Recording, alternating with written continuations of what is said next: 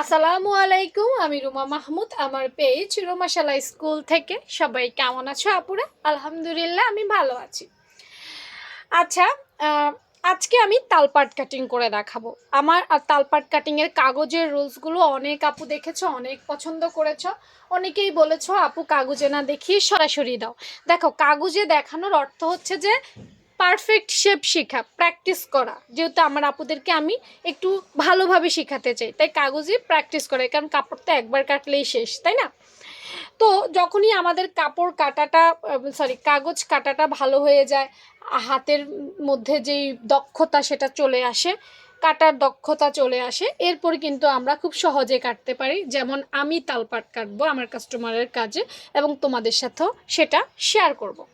কিভাবে কাটবো দেখো। আমরা অনেক সময় বলি এক পাশে তালপাট ছোট হয়ে গেছে, এক পাশে তালপাট বড় হয়ে গেছে, হয়ে যায় না? হ্যাঁ, হয়ে যায়। এখন তোমরা যদি আমার পদ্ধতিতে কাটো বা আমি যেভাবে কাটি, আমার কাছে এভাবে সহজ লাগে, তাই আমি এভাবে কাটি। এখানে চারটা পার্ট, মানে দুটো হাতা একসাথে নেওয়া হয়েছে, তাই না? একই সাথে কিন্তু নেওয়া হয়েছে। নেওয়ার পর আমাদেরকে যেটা করতে হবে, উপরের পাটটা সরাই ফেলবো। মানে চারটা পাটের উপরের পাট, শুধুমাত্র উপরের পাটটা সরাই ফেলবো। আবার দেখো, নিচের যে পাটটা আছে সেটা সরাই ফেলবো।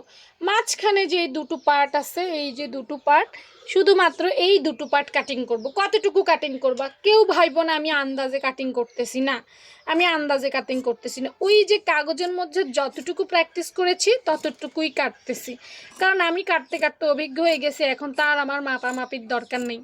এবং আমার আপু যারা কাটবে তারা কয়েকবার প্র্যাকটিস করলেই কিন্তু এটা সুন্দর করে কেটে ফেলতে পারবে। হ্যাঁ, আমি এভাবে কাটি। এখন এভাবে কাটার বেনিফিট কি? এই যে দেখো, তালপাট বের করে ফেলছি। এভাবে কাটার বেনিফিট হচ্ছে যে আমরা যদি আগে তালপাট কেটে ফেলি, মানে হাতা তৈরি করার আগেই কিন্তু অনেকে তালপাট কাটিং করলে হয় কি, তালপাটগুলো একই সাইডে চলে আসে, হয় সামনে চলে আসে বা পেছনে চলে যায়, মানে উল্টা পাল্টা হয়ে যায়। কিন্তু আমি যে পদ্ধতিতে কাটি, এই পদ্ধতিতে তালপাট কাটিং করলে যেইটা হয় সেটা হচ্ছে যে দেখো, একদম পারফেক্ট শেপে হয়ে যায়। খেয়াল করো। আচ্ছা, না রাখো। কোথায় ময়লা?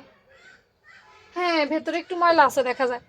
দেখো, এই দেখো, এটা এটা দুটো সাইডে একদম পারফেক্ট শেপে কিন্তু চলে আসছে, দেখা যায়? হ্যাঁ, দেখা তো যায়, আমার জানার মতো দেখাই তো যায়। এই যে দেখো, একদম দুটো পারফেক্ট শেপে চলে আসছে না?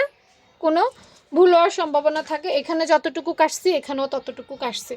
তবে হ্যাঁ, এই শেপটা অবশ্যই আগে প্র্যাকটিস করে নিতে হবে, তাহলে আর উল্টাপাল্টা হওয়ার সুযোগ থাকে না। ভালো থাকবে সবাই, আল্লাহ হাফেজ।